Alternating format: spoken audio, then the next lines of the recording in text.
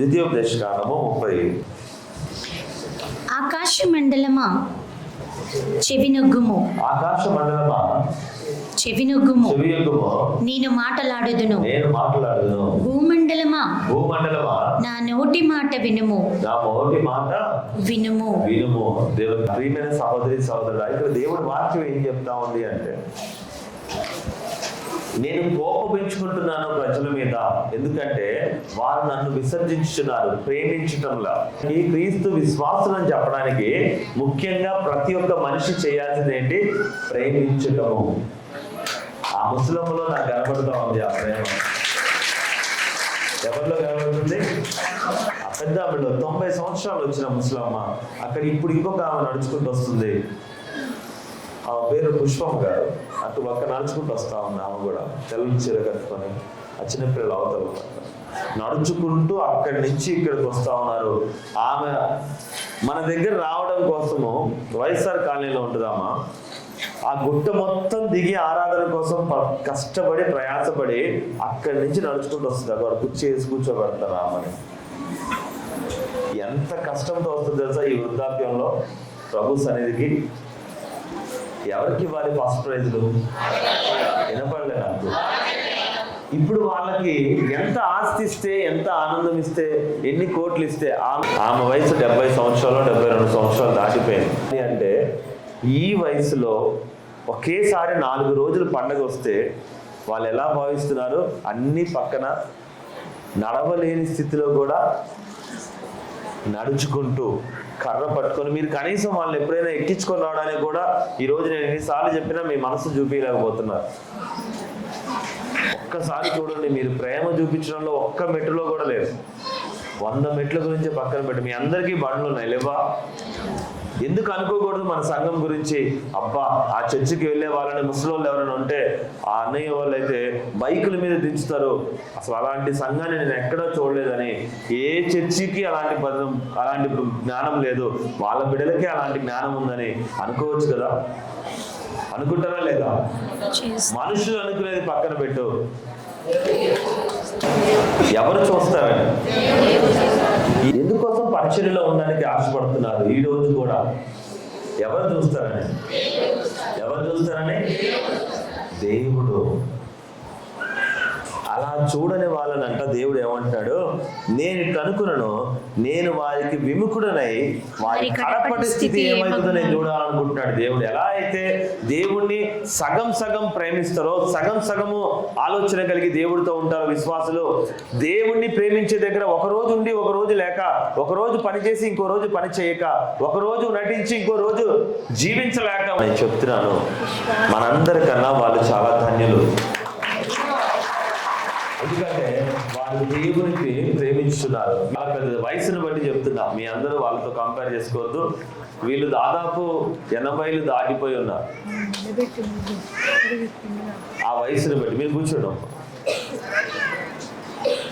80లు దాటి, ఇక్కడ సరోజం పెద్దమ్మ ఉన్నారు, ఇంకా పెద్దవాళ్ళు వయసు దాటిపోయి 60లు దాటిపోయి ఈరోజు 70లు 80ల్లో ఉన్న వాళ్ళు ఉన్నారు. వాళ్ళందరికీ కూడా చూస్తే మా అమ్మ అంటే తెల్లకి రంగు వేసుకుంది కానీ ముసలిది. ఎందుకంటే ఆమె పెద్ద కొడుకు మా అమ్మ తోటి, ఆయన పెద్ద కొడుకు, ఆమె పెద్ద కుమారుడు మా అమ్మతోటి. ఇప్పుడు మా అమ్మతో పుట్టినవాడు, అంటే 55 ఏళ్ళు అప్పటికి. ఆమెకి 20 ఏళ్ళనే 70లలో వస్తుంది అమ్మ కూడా.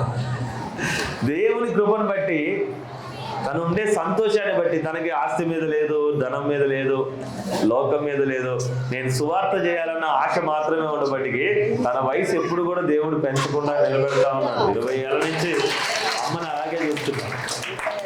ఒక ఫస్ట్ బహుమతి కనుక దేవుడి దగ్గర ఎవరైనా పొందుకుంటారు అంటే ప్రేమించే వాళ్ళే పొందుకుంటారు. నా కోరిక ఏం తెలుసా? వాళ్ళ వయసు అయిపోయిందని వాళ్ళ శరీరము దేవుని సన్నిధికి పరిగెత్తే విధంగా కాకుండా, ఇలా వయసులో ఉన్న వాళ్ళు కూడా ఇంకొంతకాలము దేవుడికి నడుస్తూ, ఇంకొన్ని కుటుంబాలకి, ఇంకొంతమందికి మేమే దేవుడిని ఇంత ప్రేమిస్తే మీరు ఎంత ప్రేమించాలని చూపిస్తారేమో అని ఆశిస్తున్నారు.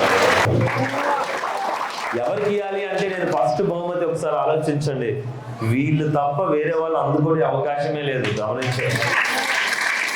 అదేంటన్నా వాళ్ళు ముసలి వాళ్ళు అయిపోయారు కాబట్టి వాళ్ళు అందుకోవాలంటే, ఈ వయసులోనే వాళ్ళు సంపాదించడానికి దేవుడి రాజ్యాన్ని అంత కష్టపడుతుంటే మన వయసుకి మనం ఎంత కష్టపడాలి, ఎంత ప్రేమించాలి అర్థం చేసుకొని గట్టిగా దేవుడిని స్తుతించాలి. అమ్మా, నేను చెప్పిన తల్లులు, ఇక్కడ ఉన్న పెద్దవాళ్ళు, ఎప్పటి నుంచో నడుస్తున్న వాళ్ళు, మీరు కూడా అక్కడ నిలబడండి. మీకోసం నేను ప్రార్థన చేద్దాం అనుకుంటున్నాను ఈరోజు మనస్ఫూర్తిగా. అమ్మా, మీరు కూడా పెద్దవాళ్ళు, ఈ మందిరానికి స్థిరంగా నడిచే పెద్దవాళ్ళు ఉన్నారు. ఇక్కడే ఇదే మందిరం ప్రార్థన నా మందిరం అనుకొని మీ బ్రతుకున్నంత కాలం అంతా నేను ఆ మందిరంలో ఉండాలని ఆశతో నడిచే పెద్దవాళ్ళు ఉన్నారు. మీరు దయచేసి అక్కడ నిలబడండి. మీకోసం ప్రార్థన చేయడానికి నేను ఆశపడుతున్నాను ఈరోజు.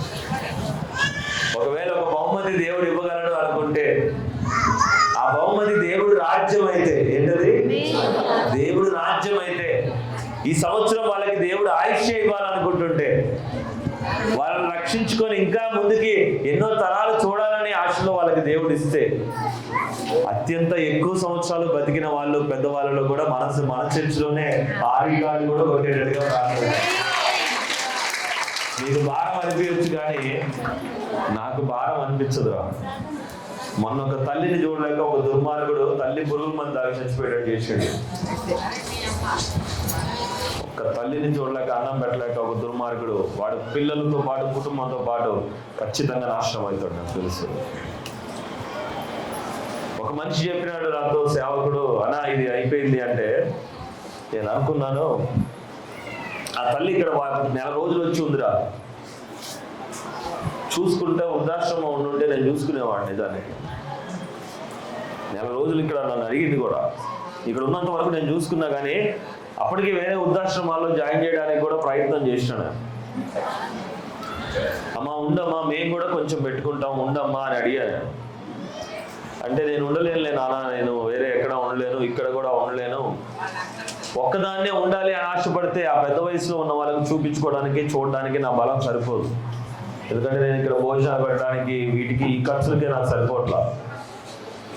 అలా అని వృద్ధాశ్రమం పెట్టాలి అంటే గవర్నమెంట్తో చాలా ప్రాబ్లమ్స్ ఉంటాయి, రూల్స్ ఉంటాయి. చూసే ప్రేమ నాకున్నా ఆ రూల్స్ దాటి, వాళ్ళ గవర్నమెంట్ దాటి, దానికి ఒక రూమ్ కావాలి, ఒక ఇల్లు కావాలి, సపరేట్గా దానికి వాళ్ళకి ఒక ఇల్లు మెయింటైన్ చేయాలి, బాత్రూమ్లు కట్టాలి, అది పైన అంతస్తులో ఉండొద్దు, కింద అంతస్తులో ఉండాలి, వాళ్ళకి అందుబాటులో ఉండాలి, అన్ని కూడా 1,00,000 రూల్స్ ఉంటాయి వృద్ధాశ్రమం.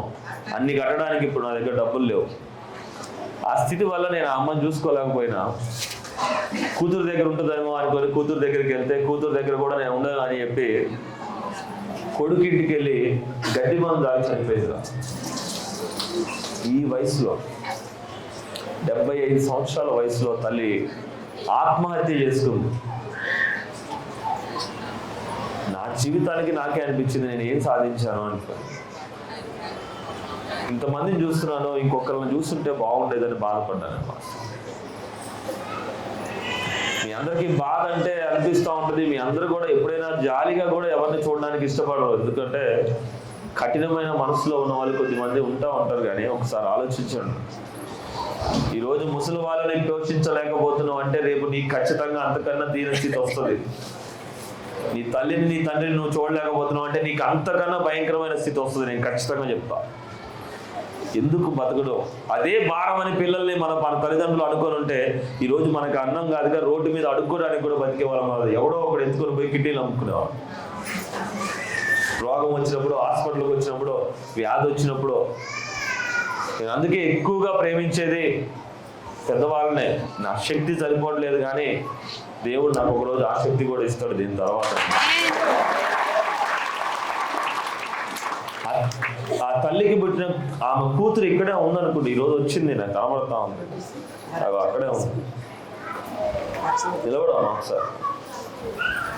ఆ అమ్మాయికి భర్త దగ్గర దిక్కు లేదు అన్నం పెట్టడానికి. 2వ పెళ్లి ఆయన చేసుకుంది. ఈ అమ్మాయిని ఎప్పుడు ఎలా కొడుతున్నారో తెలియదు. తల్లిని ఏమని పోషిస్తుంది? మీ అందరూ కూడా సంతోషంగా ఉన్నాం అనుకుంటున్నారు, కానీ మా చుట్టూ చాలా కష్టాలు ఉన్నాయి. 75 ఏళ్ళ ముసలమ్మ అన్నం పెట్టేవాళ్ళు లేక పురుగుల మంది తాగిందంటే ఇంకా ఈ భూమి మీద ఇంకెందుకు ఈ భూమి అనిపిస్తుంది నాకు. 2025 సంవత్సరాల్లో పండగ చేసుకొని ఏ పండగ చేసుకునే భూమి ఉంది, కానీ అన్నం పెట్టలేక ముసలి రోడ్డు మీద అడుక్కునే వాళ్ళందరినీ ఈరోజు చూస్తుంటే నాకు బాగా అనిపిస్తుంది. ఒకప్పుడు అనాథ పిల్లలు అడుక్కోవడానికి బయటికి పోయేవాళ్ళు, కానీ ఈరోజు దరిద్రం ఏంటంటే ముసలోళ్ళు అడుక్కోవడానికి బయట కనపడతా ఉన్నారు కుప్పలు కుప్పలుగా. అయ్యా అవునా?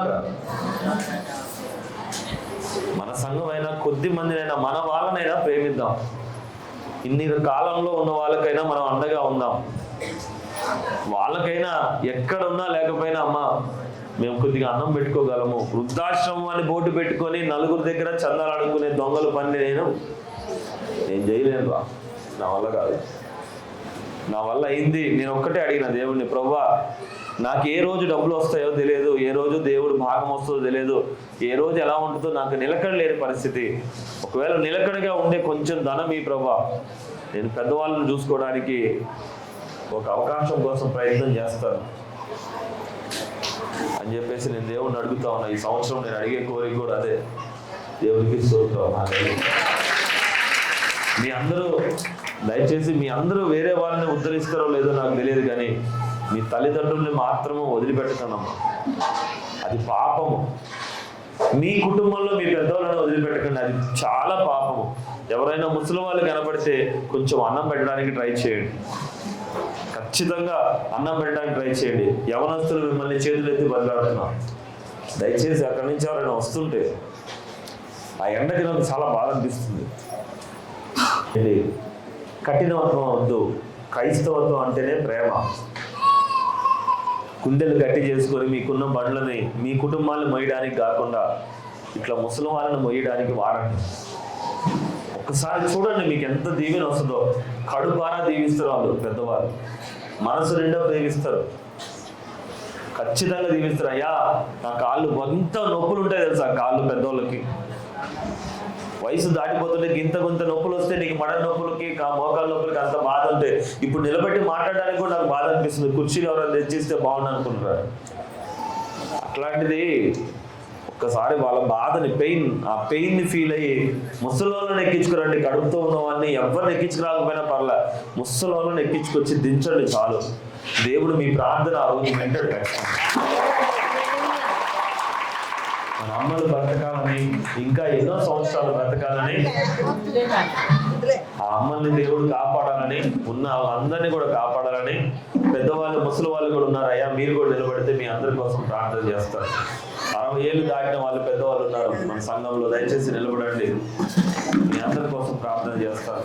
స్త్రీలు మాత్రమే కాదు, 60 ఏళ్ళు దాటిన పెద్దవాళ్ళు అందరూ, 55, 60 ఏళ్ళు దాటిన వాళ్ళందరూ కూడా దయచేసి నిలబడితే మీ అందరూ బాగుండాలని ప్రార్థన చేయాలి. సంవత్సరంలో ఒకసారి నేను ఈ ప్రార్థన చేస్తాను ఖచ్చితంగా. నేను ఈ సంవత్సరం మర్చిపోయి ఉండొచ్చు, కానీ ఈ సంవత్సరం కంపల్సరీ చేయాలి. మమ్మల్ని మీరు క్షేమంగా కాపాడండి అయ్యా. ఈ కాలంలో అడుగు వేసే ప్రతి అడుగు ప్రమాదమే అయ్యా. నడుస్తుంటేనే పిల్లలు చూడట్లేదు ప్రభా, మంచంలో ఉంటే అసలు పట్టించుకునే పరిస్థితి లేదు ప్రభా. మంచి రోజులు లేవు తండ్రి, భయంకరమైన క్రూరంతో ఉన్న రోజులు కనబడతా ఉన్నాయి. మంచి రోజులు అస్సలు లేవు ప్రభా. అయ్యా మా అమ్మల్ని క్షేమంగా కాపాడబడి అందరినీ పైన భరించడానికి నాకు శక్తి చాలదు ప్రభా. అందరికీ చూసుకునేంత శక్తి నాకు లేదు, కానీ ప్రభా నాకు ప్రేమ ఉంది ప్రభా. నేను ప్రార్థిస్తున్నాను, వారిని ఆరోగ్యంతో ఉండాలని ప్రార్థిస్తున్నాను. వారికి పెట్టే వాళ్ళకి ఏదైనా వారిని పోషించే వారికి ఇంకా మంచి మనసు ఇవ్వమని ప్రార్థిస్తున్నాను. నడుచుకుంటూ వచ్చేటప్పుడు వారి కాళ్ళకు మీరు బలం ఇవ్వమని ప్రార్థిస్తున్నాను. వారందరినీ మీ యొక్క హస్తంలో రక్షించమని ప్రార్థిస్తున్నాను. వారికి ఇంకా ఆయుష్ ఇవ్వమని ప్రార్థిస్తున్నాను. అయ్యా పెట్టేవారు లేక చూసేవారు లేక ఎంత బాధాకరము తండ్రి. ఒక తల్లిని పోగొట్టుకున్న వాడికి ప్రవర్తన తెలుస్తా. అయ్యా ఈరోజు కూడా ప్రేమ లేక ఈ భూమి ఎందుకే ఈ వాతావరణంలో ఇంత భయంకరమైన మార్పులు కనబడతా ఉన్నాయి. ఈ వాతావరణం ఇంత అధ్వానమైన పరిస్థితి కనబడతా. అయ్యా తల్లుల్ని క్షేమంగా కాపాడుతుంది. వారి ఆయుష్ని వారికి పెట్టేవారిని, వారి మనసు అయ్యా పెద్ద వయసు వచ్చిన తర్వాత వారిని చేదరించుకునే పిల్లలు ఎక్కువైపోయారు, వారిని అసహించుకునే పిల్లలు ఎక్కువైపోయారు. అసహించుకునే వారిని బాబా ప్రేమించే వారిగా మార్చుకుని అడుగుతున్నా, ప్రేమించే వారిగా వారిని నిలబెట్టమని అడుగుతున్నా. తల్లిదండ్రులు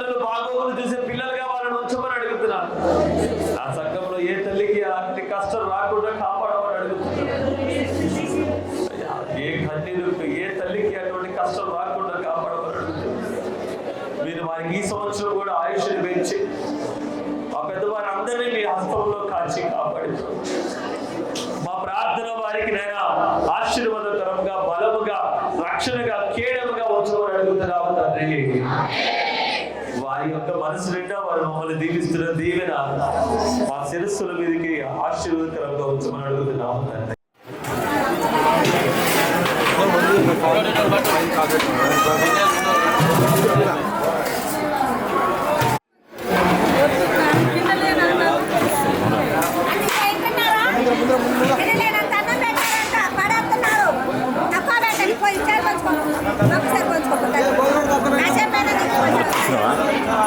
అక్కడ